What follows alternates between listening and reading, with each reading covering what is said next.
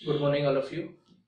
मेरा नाम रजनीश सुथार है और आज के अपन इस सेशन में फिजिक्स के बारे में देखेंगे। नॉर्मल इंट्रोडक्शन फिजिक्स का नॉर्मल इंट्रोडक्शन पढ़ेंगे कि फिजिक्स वर्ड क्या होता है, फिजिक्स का मतलब क्या होता है, ये फिजिक्स वर्ड कहाँ से आया और इस फिजिक्स वर्ड को फिजिक्स की जो अपना टर्म्स है उसको किस तरह से अपन डिफाइन कर सकते हैं। उसके बाद अपन देखेंगे कि फिजिक्स के अंदर कितने तरह की कैटेगरी होती है, फिजिक्स का स्कोप क्या होता है, कितने पार्ट में अपने फिजिक्स को डिफाइन कर रखा है। और उसके बाद अपन देखेंगे कि उसके अंदर और कितनी कैटेगरी बन सकती है, कितनी कैटेगरी है, और उसके अंदर फिर अपन डिफाइन करेंगे कि कितना सिलेबस अपने 11th के अंदर जुड़ा है और कितना पोर्शन उसका 12th के अंदर है। जैसे आपका साइंस का सिलेबस अपन ने देखा होगा, साइंस का 10th के अंदर, उसके अंदर भी साइंस में भी फिजिक्स का पोर्शन थोड़ा बहुत था, उसके बाद थोड़ा बहुत उसका केमिस्ट्री का पोर्शन था, थोड़ा बहुत बायो का पोर्शन था, और उसके बाद थोड़ा बहुत पोर्शन आपका एनवायरमेंट से था। तो हर जगह से थोड़ा थोड़ा पोर्शन लेकर एक साइंस की बुक बनी थी। उसी तरह से फिजिक्स के अंदर भी बहुत सारी कैटेगरी होती है, बहुत सारे ब्रांचेस है, तो उन सारी ब्रांचेस से थोड़ा थोड़ा पोर्शन लेकर आपकी फिजिक्स का सिलेबस डिसाइड किया है। और वो 11th के अंदर भी है और थोड़ा बहुत बाकी का जो बच्चा है वो 12th के अंदर है। तो पहले अपन डिफाइन करते हैं कि फिजिक्स वर्ड अपना कहाँ से आया, उसके बारे में डिस्कस करते हैं।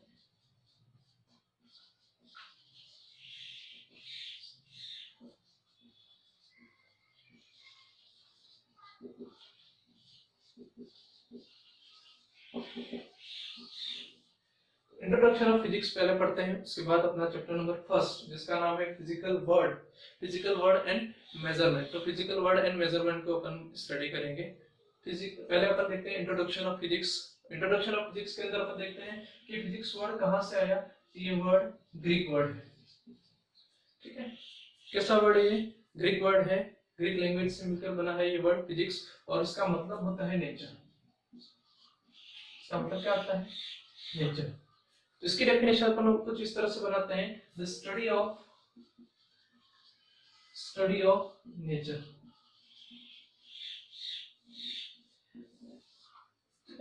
जितने भी इंसिडेंट होते हैं नेचर के अंदर, उन सारे इंसिडेंट की जो स्टडी होती है वो किसके अंदर आती है? फिजिक्स के अंदर। जैसे मैं चल रहा हूँ, ठीक है, उसके अंदर भी मेरा फिजिक्स का लॉ है, न्यूटन लॉ ऑफ मोशन काम करता है, ठीक है। कोई ऑब्जेक्ट है नीचे की तरफ गिर रहा है, ठीक है, वो भी किसके अंदर आता है? फिजिक्स के अंदर आता है। अर्थ रोटेट कर रही है, किसके अंदर आता है? फिजिक्स के अंदर आता है, ठीक है। तो ये सारे जितनी भी स्टडी होती है नेचर के अंदर वो सब किसके अंदर आती है? फिजिक्स के अंदर। तो फिजिक्स वर्ड का मतलब क्या होता है?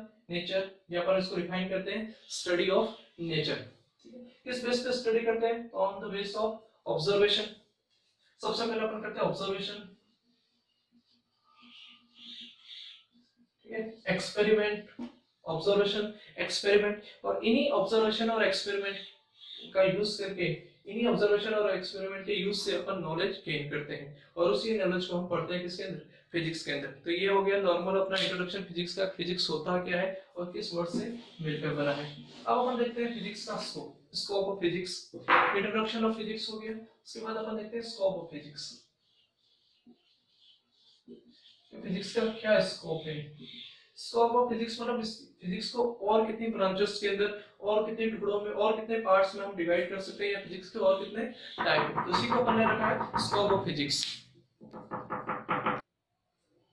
चलिए स्कोप ऑफ फिजिक्स देखते हैं। इंट्रोडक्शन अपना फिजिक्स कंप्लीट। अब दूसरा है scope of physics. Scope of physics के अंदर फिजिक्स को दो पार्ट में अपन डिवाइड करते हैं। नंबर एक इसको रखते हैं क्लासिकल फिजिक्स,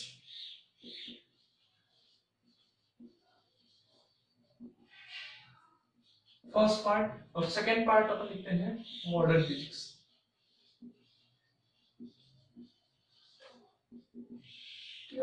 क्लासिकल मतलब जितने भी लोग पुराने हैं, पहले के जितने भी हैं, उसको अपन किस में रखते हैं? क्लासिकल फिजिक्स में। और जो अभी अभी के लॉ हैं, ठीक है, वो मॉडर्न फिजिक्स के अंदर रखते हैं। जो नए लॉ जितने भी बने हैं उसको किसके अंदर रखते हैं?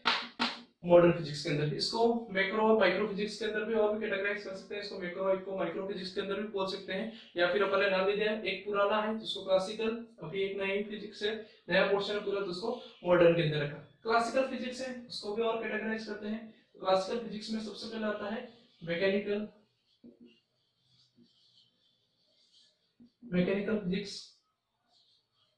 मैकेनिकल क्लासिकल का पार्ट है। उसके बाद और क्या आता है? तो थर्मोडायनेमिक्स फिजिक्स।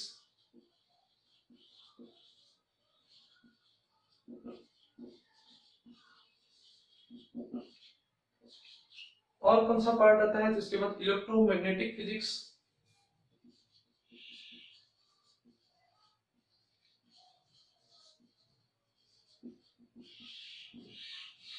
और कौन सा पार्ट आता है, ऑप्टिक्स, सबसे इंपॉर्टेंट पोर्शन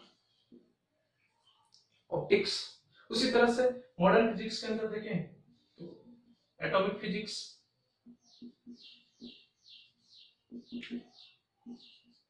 और देखें तो न्यूक्लियर फिजिक्स, और देखें तो क्वांटम फिजिक्स। अब इन सारे जो पोर्शन है, ठीक है, फिजिक्स के जितने भी टाइप है, उन सारे टाइप का थोड़ा थोड़ा पोर्शन ले रखा है और उस थोड़े थोड़े पोर्शन को आपके सिलेबस के अंदर डाला गया है। ठीक है, जैसे अभी अपन देखें मैकेनिकल और थर्मोडायनेमिक्स है, यहाँ ये वाला जो पोर्शन है ये आपके 11th के सिलेबस में डाल दिया इसको। क्लासिकल फिजिक्स का जो मैकेनिकल और थर्मोडायनेमिक्स वाला पोर्शन है उसका थोड़ा बहुत इंट्रोडक्शन कहाँ डाला है, 11th। ये तो पूरे अलग से बहुत बड़ी ब्रांचेस हैं, उनका थोड़ा बहुत इंट्रोडक्शन अपन ने 11th में डाल दिया ताकि सारे सबके बारे में थोड़ा बहुत आपको नॉलेज हो जाए। उसी तरह से इलेक्ट्रोमैग्नेटिक ऑप्टिक्स है, तो इसके इंट्रोडक्शन पार्ट को किसमें डाल रखा है, 12th में। यहाँ पर देखें तो एटॉमिक, न्यूक्लियर और क्वांटम, इसके भी थोड़े से पोर्शन को कहाँ डाल रखा है, 12th में। तो ये वाले पोर्शन से 12th का सिलेबस डिसाइड किया है और इस पोर्शन से 11th का सिलेबस आपका डिसाइड किया है। अब इसको और देखें, थोड़ा और डिटेल में देखें तो देखते हैं अपन मैकेनिकल फिजिक्स है। अब इसके अंदर किसकी स्टडी करते हैं, अगर मैकेनिकल फिजिक्स की बात करूं तो जितने भी मैकेनिकल चीजें हैं, ठीक है, the study of motion, motion से रिलेटेड, ठीक है, स्टडी ऑफ मोशन।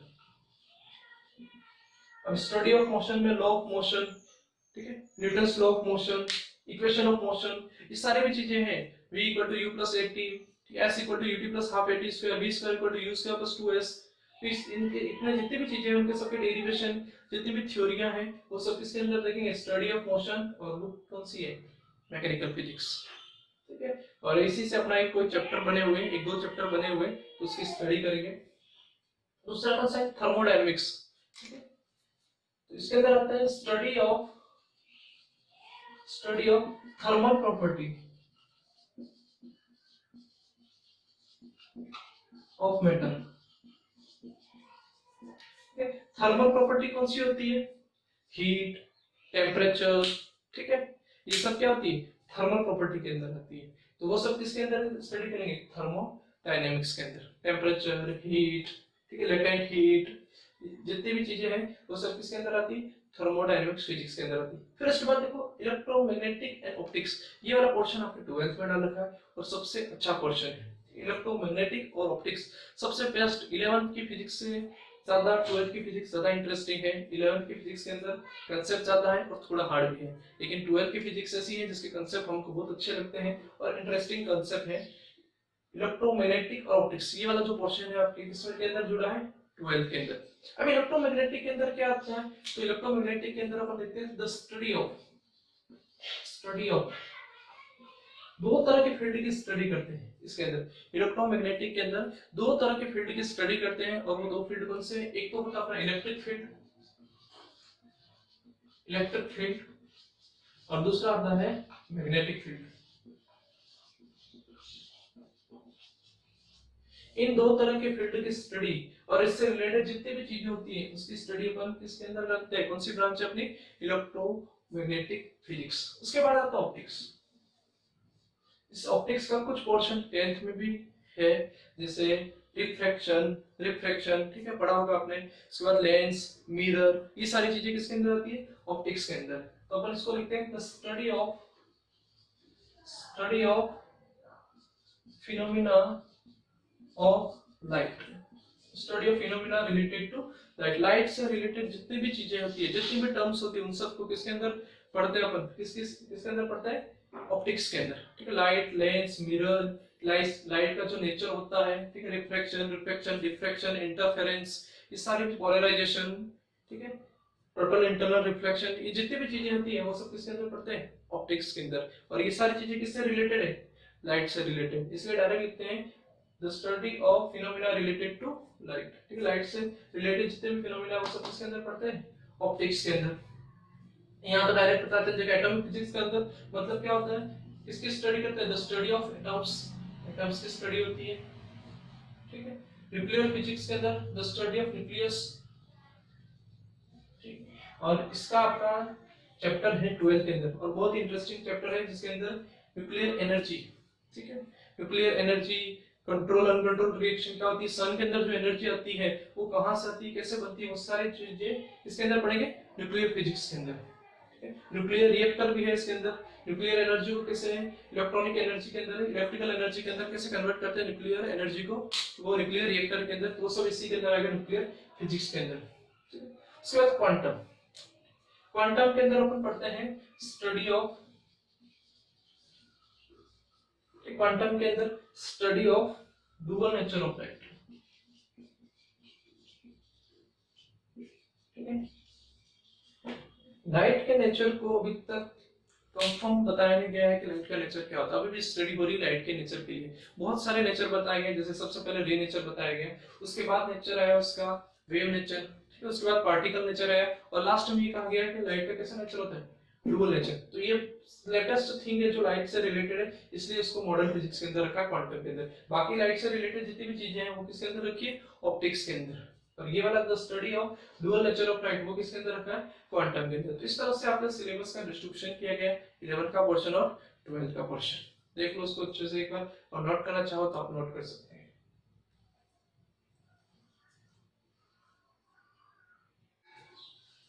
चलिए, अभी तक अपन ने जो पढ़ा, इसके अंदर ये देखा कि फिजिक्स मीनिंग क्या होता है फिजिक्स, ठीक है, उसका उसके बाद स्कोप क्या है फिजिक्स का, ये सारी चीज देखिए, और सिलेबस किस तरह से आपका बना हुआ है 11 का 12 का। अब अपन स्टार्ट करते हैं अपना चैप्टर नंबर फर्स्ट, और चैप्टर नंबर फर्स्ट का कुछ इंट्रोडक्शन अपन देखते हैं कि चैप्टर नंबर फर्स्ट के अंदर क्या चीज हमको दे रखी। तो स्टार्ट करते हैं चैप्टर नंबर फर्स्ट, और चैप्टर नंबर फर्स्ट के अंदर सबसे पहले अपने को पढ़ना है फिजिकल क्वांटिटीज।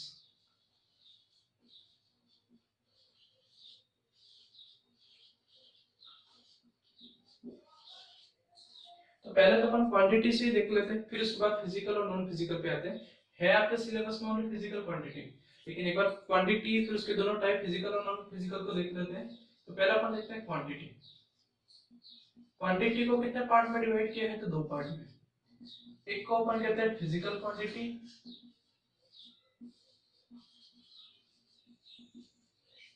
और एक को अपन कहते हैं नॉन फिजिकल क्वांटिटी।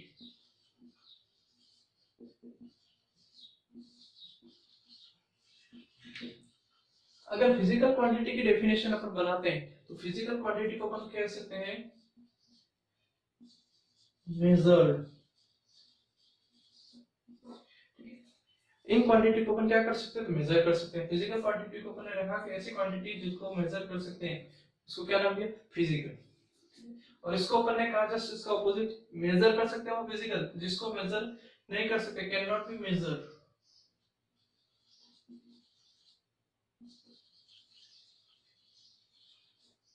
ठीक है, अब मेजर किससे किया जा सकता है, तो अपन इसके साथ लिखते हैं मेजर बाय एनी इंस्ट्रूमेंट। ठीक है, क्वांटिटी सबसे पहले अपन देख रहे हैं कि क्वांटिटी 2 टाइप की होती है, उसके अंदर एक को अपन ने कैटेगराइज किया फिजिकल, और एक को हमने रखा नॉन फिजिकल के अंदर। हमें पढ़ना क्या है, सिर्फ आपके चैप्टर नंबर फर्स्ट में हेडिंग है फिजिकल क्वांटिटी। फिजिकल क्वांटिटी की डेफिनेशन लिखी हुई है, those quantity which can be measure, जिन क्वांटिटी को हम मेजर कर सकते हैं किसी भी इंस्ट्रूमेंट से, उसको क्या नाम दिया, फिजिकल। जैसे सबसे नॉर्मल मैं लिख रहा हूं लेंथ, किसी भी चीज की हमको लेंथ मेजर कर सकते हैं, ठीक है, ये किसके अंदर है, फिजिकल के अंदर है। उसके बाद मास, ठीक है, मास है या वेट है, इन दोनों को मेजर कर सकते हैं, मास और वेट को, मास और वेट को मेजर कर सकते हैं, ये कैसी क्वांटिटी है, फिजिकल। वॉल्यूम फिजिकल के अंदर आता है, वॉल्यूम को मेजर कर सकते हैं आप, किसी भी ऑब्जेक्ट का वॉल्यूम निकालना है, अगर रेगुलर शेप का है तो अपन इजीली से निकाल सकते हैं। एरिया कैलकुलेट कर सकते हो, मान लो किसी बाइक की वेलोसिटी निकालनी है, स्पीड कैलकुलेट करना है किसी ऑब्जेक्ट का, कैलकुलेट कर सकते हो। तो ये जितनी भी चीजें हैं, लेंथ हो गया, मास हो गया, वेट हो गया, वॉल्यूम हो गया, area, velocity, speed, momentum, moment, बहुत सारी चीजें अपन देखेंगे आगे। ये सब किसके अंदर आते हैं? Physical quantity. इन सबको क्या बोलेंगे? Physical quantity. क्यों फिजिकल क्वांटिटी के अंदर रखा? Because it can be measured. इनको माप सकते हैं, तोल सकते हैं, ठीक है, इसलिए इसको किसके अंदर रखा है? फिजिकल क्वांटिटी के अंदर। किसी भी इंस्ट्रूमेंट से किसी भी तरीके से अगर इसको मेजर कर सकते हैं तो उसको हमने रखा फिजिकल क्वांटिटी। तो नॉन फिजिकल क्या होता है? नॉन फिजिकल का मतलब जिनको हम मेजर नहीं कर सकते, कैन नॉट बी मेजर्ड, इनको मेजर नहीं किया जा सकता। जैसे कोई अभी बहुत ज्यादा खुश है, हैप्पीनेस, ठीक है, बहुत ज्यादा खुश है, तो उसकी खुशी कितनी है, उसका कोई इंस्ट्रूमेंट नहीं है कि इतने परसेंटेज वो खुश है या इतना खुश है, उसको हम माप नहीं सकते। कितना दुख है, ठीक है, सैडनेस कितनी है, कितना दुखी है वो, तो ये अपन माप नहीं सकते। तो किसके अंदर आता है? नॉन फिजिकल के अंदर आता है। हालांकि अपने को नॉन फिजिकल से कोई लेना देना नहीं है, पढ़ना किसमें? फिजिकल क्वांटिटी के अंदर पढ़ना। लेकिन एक बार मैं बता रहा हूँ कि क्वांटिटी को अपन दो टाइप में डिवाइड करते हैं, फिजिकल और नॉन फिजिकल। फिजिकल वो होती है जिसको हम मेजर कर सकते हैं, और नॉन फिजिकल जिसको हम मेजर नहीं कर सकते। जितनी भी क्वांटिटी, कोई भी क्वांटिटी अगर हम उसको किसी न किसी तरीके से अगर मेजर कर सकते हैं तो इसको हमने रखा फिजिकल के अंदर। तो इसकी डेफिनेशन सबसे पहले लिखते हैं कि फिजिकल क्वांटिटी क्या होती है। तो सबसे पहले डेफिनेशन इसकी क्या होती है? फिजिकल, जिनको हम मेजर कर सकते हैं उन्हीं को ही नाम दिए फिजिकल, ठीक है। Volume, mass, weight, speed, velocity, distance, displacement, ये सब किसके अंदर आता है? फिजिकल क्वांटिटी के अंदर आता है। तो अपन लिखते हैं दोस quantity which can be measured by any instrument is called physical quantity.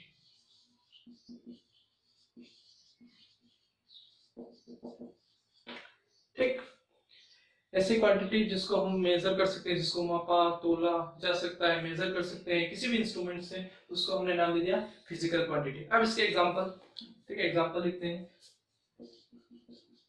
Example में लिख दिया वॉल्यूम, मेजर कर सकते हो, यस। किसी भी शेप का कोई भी दे दे अपन ऑब्जेक्ट तो उसका वॉल्यूम हम निकाल सकते हैं, वॉल्यूम, ठीक है। वेट, वेट मेजर कर सकते हो, ठीक, कर सकते हैं। इसके बाद स्पीड, ओके, स्पीड ये मेजर कर सकते हैं। फिर हमने देखा कि फिजिकल क्वांटिटी के अंदर और भी देखते हैं, फिजिकल क्वांटिटी भी दो टाइप्स की होती है, ठीक है। एक को हमने नाम दे दिया फंडामेंटल क्वांटिटी, एक को हमने कैटेगराइज किया फंडामेंटल क्वांटिटी।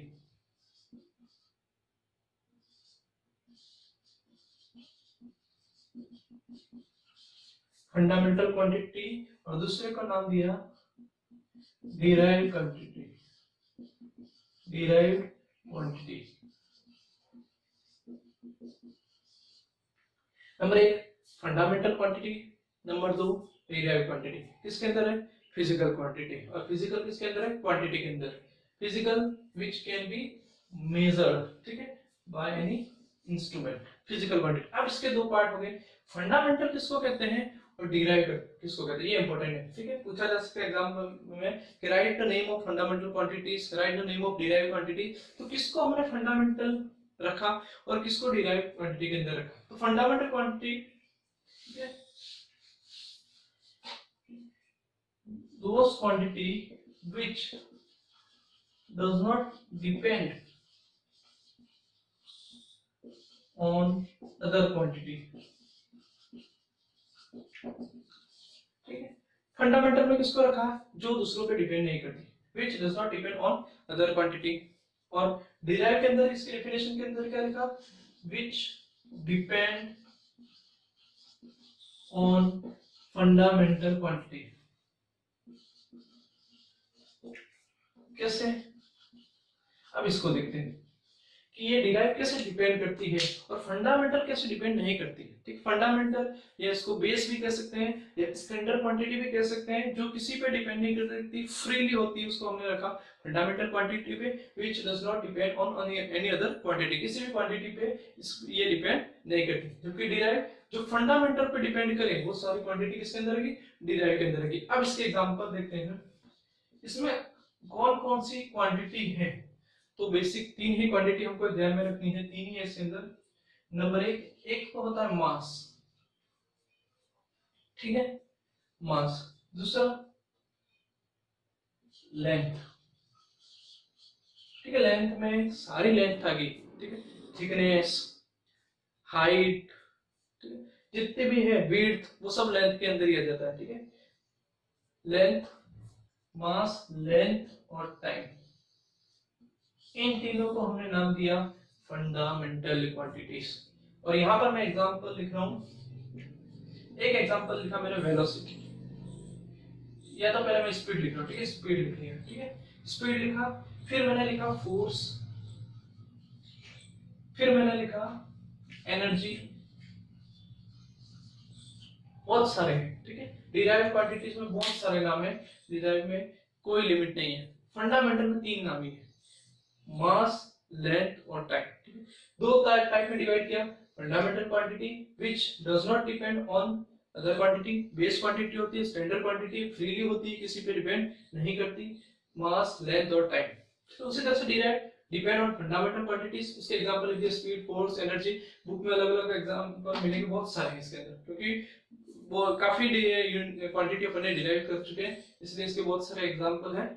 जो भी एग्जांपल आपको ध्यान में रहे वो आप लिख सकते हो। अब देखो कैसे स्पीड कैसे डिराइव है, फोर्स कैसे डिराइव है, एनर्जी कैसे डिराइव क्वांटिटी है, उसको देखते हैं।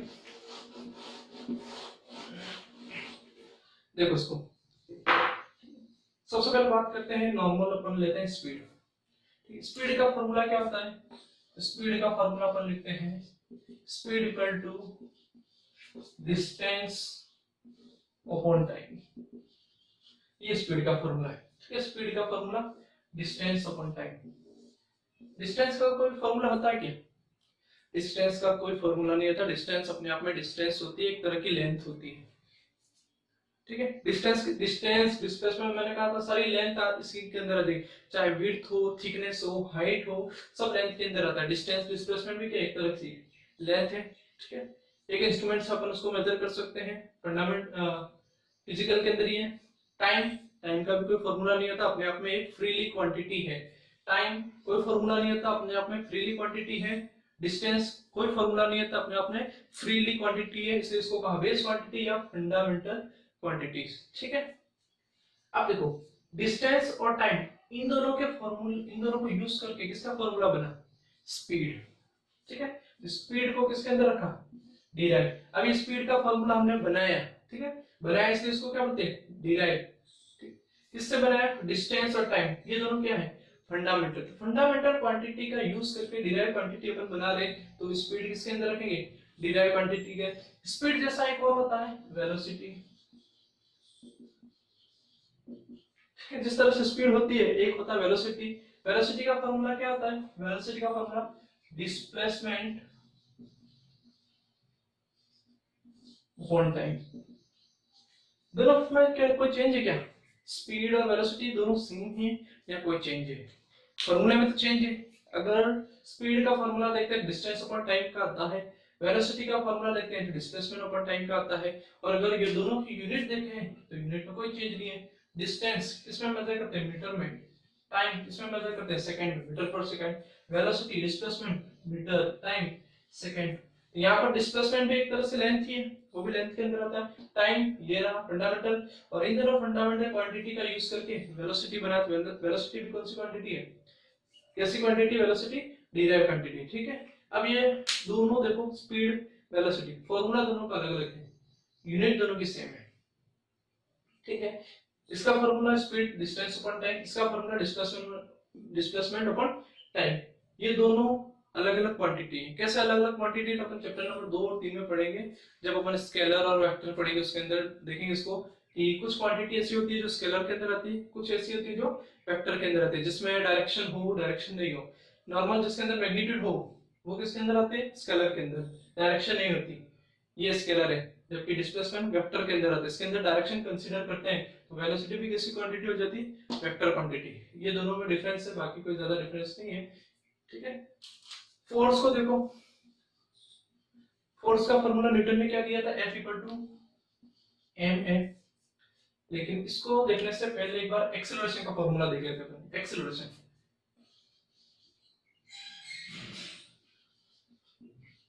एक्सेलरेशन भी कैसी क्वांटिटी है, डिराइव क्वांटिटी। एक्सेलरेशन का फॉर्मूला क्या होता है? एक्सेलरेशन का फॉर्मूला होता है चेंज इन वेलोसिटी,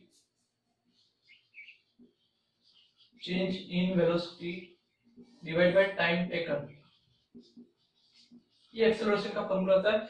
ऑलरेडी हमने देखा कि वेलोसिटी कैसी क्वांटिटी है, डिराइव क्वांटिटी है, और वेलोसिटी डिवाइड बाय टाइम, तो एक्सेलरेशन भी कैसी क्वांटिटी होगी, डिराइव क्वांटिटी। और एक्सेलरेशन इनटू मास से क्या बनता है, फोर्स। तो फोर्स भी कैसी क्वांटिटी है, डिराइव क्वांटिटी है। ठीक है। एनर्जी के अंदर देखें तो एनर्जी का फॉर्मूला भी आपको पता है, दो फॉर्मूले होते हैं एनर्जी के, काइनेटिक और पोटेंशियल एनर्जी। एक देखें तो एक फॉर्मूला था अपना mgh, कौन सी एनर्जी का है, पोटेंशियल एनर्जी का है। एक फॉर्मूला था हाफ mv², कौन सी एनर्जी का है, काइनेटिक एनर्जी का है। इसके अंदर भी देखो ये दूसरी क्वांटिटी मास, एक्सेलरेशन, हाइट, उससे फॉर्मूला बना है एनर्जी का। ये फॉर्मूला मास, वेलोसिटी, उससे फॉर्मूला बना है। ठीक, तो बाकी क्वांटिटी पे डिपेंड कर रही है ये क्वांटिटी, स्पीड, फोर्स, एनर्जी, ये दूसरी क्वांटिटी से मिलकर इनके फॉर्मूले बने, इसलिए इसको किसके अंदर रखा है, डिराइव के अंदर। जबकि फंडामेंटल, मास, लेंथ और टाइम, इनके कोई पर्टिकुलर फॉर्मूले नहीं, ये अपने आप में बेस क्वांटिटी है, फ्रीली रहती, किसी पे डिपेंड नहीं करती, इसलिए इसको किसके अंदर रखा है, फंडामेंटल क्वांटिटी के अंदर रखा है। ये दो टाइप की होती है, फंडामेंटल और डिराइव क्वांटिटी। अब इसके बाद अपन पढ़ते हैं यूनिट। यूनिट क्या होता है, क्वांटिटी तो पढ़ लिया अपने, फिजिकल क्वांटिटी, ठीक है, फिजिकल क्वांटिटी हमने पढ़ लिया।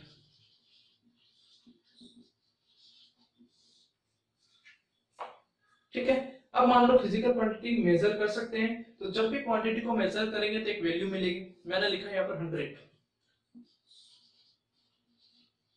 तो ये क्या होगी, किसी फिजिकल क्वांटिटी की वैल्यू होगी। एक और फिजिकल क्वांटिटी लेता हूं मैं, उसकी वैल्यू लिखता हूं 200, ये मैंने लिख दिया। ठीक है, यहाँ 100 लिखा, इधर कितना लिखा, 200।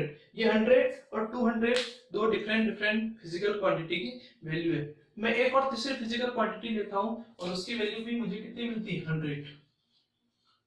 अब देखो ये 100 और ये 100, दोनों वैल्यू तो सेम है। अब आपको डिफरेंशिएट करना है कि कौन सा वाला 100 किस फिजिकल क्वांटिटी की वैल्यू थी, पता नहीं लगा सकते। ये भी 100 है, ये भी 100 है। हमने अभी क्या यूज किया, ओनली मैग्नीट्यूड। मैग्नीट्यूड का मतलब उसकी वैल्यू, क्या यूज किया, मैग्नीट्यूड। ये किसी फिजिकल क्वांटिटी की वैल्यू है, किसकी है नहीं पता। ये भी किसी फिजिकल क्वांटिटी की वैल्यू है, किसकी है नहीं पता। ये भी किसी फिजिकल क्वांटिटी की वैल्यू है, लेकिन किसकी है ये हम आइडेंटिफाई नहीं कर सकते। सिर्फ वैल्यू के बेस पे मैंने मान लो लेंथ मेजर की, ठीक है, लेंथ को मेजर की और वो स्केल से यूज किया मैंने उसको, और 100 मिली मान लो। ठीक है, कितना मिला, 100। किसी बॉक्स का एरिया मैंने निकाला, एरिया भी मेरा 100 आया। अब अगर मैं किसी को बताऊं कि मैंने इस किसी चीज को मेजर किया और मेरा आंसर 100 आया, अब डायरेक्ट 100 मैग्नीट्यूड पता के हम ये पता नहीं लगा सकते कि वो किस फिजिकल क्वांटिटी का आंसर था या किस फिजिकल क्वांटिटी की वैल्यू थी। तो अपन ने इसके साथ एक चीज जोड़ दी, यूनिट। फिजिकल क्वांटिटी के साथ एक और टर्म अपन जो यूज करते हैं, यूनिट। अगर मैं अब वैल्यू लिखूं, अगर मैं ये वैल्यू लिखूं 100 मीटर, 100 केजी, अब आप डिफरेंशिएशन कर सकते हो क्या, ये 100 मीटर किसकी वैल्यू हो सकती है और 100 केजी किसकी वैल्यू हो सकती है। तो आप बता सकते हो इजीली से, 100 मीटर ये वैल्यू होगी किसी की लेंथ होगी, और ये 100 केजी किसी का मास हो सकता है या वेट हो सकता है। ठीक है, आपने किसका यूज करके आइडेंटिफाई किया, यूनिट का। अगर इस यूनिट को मैं हटा दूं तब इन दोनों 100 की वैल्यू को आप आइडेंटिफाई नहीं कर सकते ये किस फिजिकल क्वांटिटी की वैल्यू है। लेकिन जैसे मैंने इसके पीछे मीटर, किलोमीटर लगाया, आपने तुरंत आइडेंटिफाई कर दिया ये किसकी यूनिट है, ये किसकी वैल्यू है, लेंथ की। केजी लगाते आपको आइडेंटिफाई होगा कि फिजिकल क्वांटिटी कौन सी हो सकती है, तो मास हो सकती है या वेट हो सकता है। तो यूनिट की डेफिनेशन क्या बनती है अपनी, ये यूनिट आइडेंटिफिकेशन का सोर्स है। और किसका आइडेंटिफिकेशन का सोर्स है, तो ये फिजिकल क्वांटिटी जो अभी अपन ने पढ़ा उनके आइडेंटिफिकेशन का सोर्स है, चाहे वो फिजिकल क्वांटिटी फंडामेंटल हो या डिराइव हो। तो इसका डेफिनेशन क्या बनेगी, unit it is identification It is identification of all physical quantity. It is identification of physical quantity. सारी आ गई इसमें physical quantity. ठीक, ये इसकी डेफिनेशन होगी. नोट करना चाहो तो नोट कर ले आप.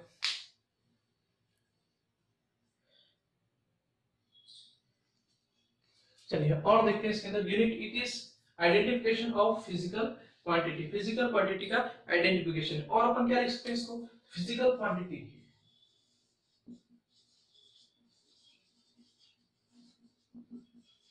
फिजिकल क्वांटिटी इक्वल टू, ठीक है, कोई भी फिजिकल क्वांटिटी है. जैसे अपन मैं लिख रहा हूं यहाँ पर वेट. ये वेट क्या लिखूंगा?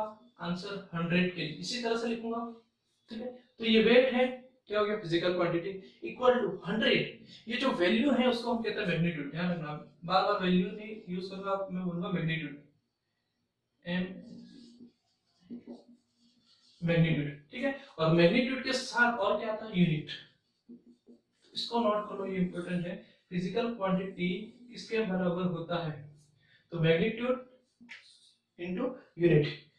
किसी भी फिजिकल क्वांटिटी को रिप्रेजेंट करना है, उसको रिप्रेजेंट करने के लिए उसका मैग्नीट्यूड होना जरूरी है, और उस मैग्नीट्यूड के साथ उसका आइडेंटिफिकेशन. इसका मतलब क्या है? यूनिट. ये यूनिट किसका आइडेंटिफिकेशन है? फिजिकल क्वांटिटी का आइडेंटिफिकेशन है. मैंने यहाँ पर केजी लगा दिया, इसके लिए तुरंत पता चल गया वेट. अगर यहाँ पर मीटर लगा दो तुरंत पता चल जाएगा लेंथ. तो आइडेंटिफिकेशन किसका है? फिजिकल क्वांटिटी का आइडेंटिफिकेशन. ये डेफिनेशन में लिखा है, इट इज आइडेंटिफिकेशन. ठीक है, और क्या लिखते हैं इसके अंदर? तो देखो, और इसके अंदर अगर अपन देखें तो क्या जितने भी फिजिकल क्वांटिटी है उन सब की यूनिट होती है. सबकी अपनी अलग अलग यूनिट होती है. ठीक है, तो ईच फिजिकल क्वांटिटी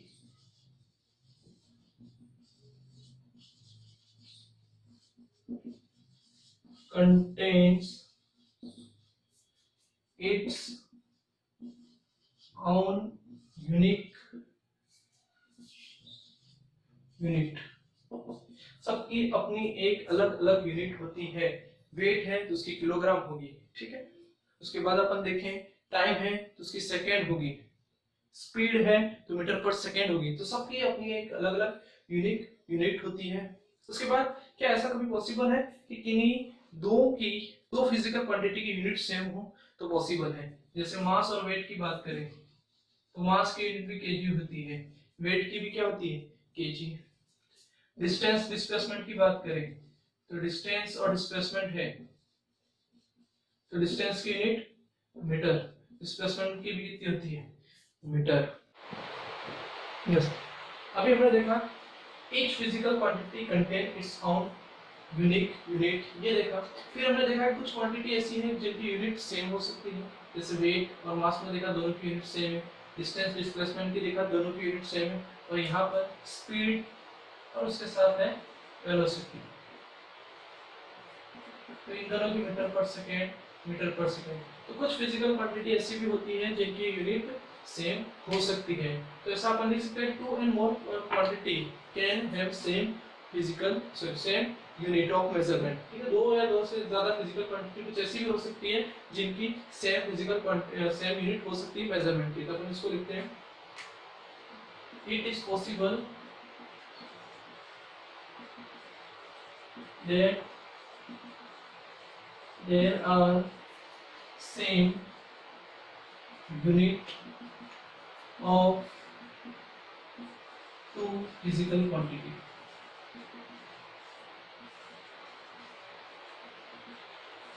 तो फिजिकल क्वांटिटी की सेम यूनिट हो, ऐसा पॉसिबल है. यहाँ पर तो अपने लिखा है सबकी यूनिक यूनिट होती है, लेकिन ऐसा भी पॉसिबल है कि दो की सेम हो सकती है. जैसे एग्जांपल में आप देख सकते हो, एग्जांपल में ये वाला एग्जांपल डिस्टेंस एंड डिस्प्लेसमेंट.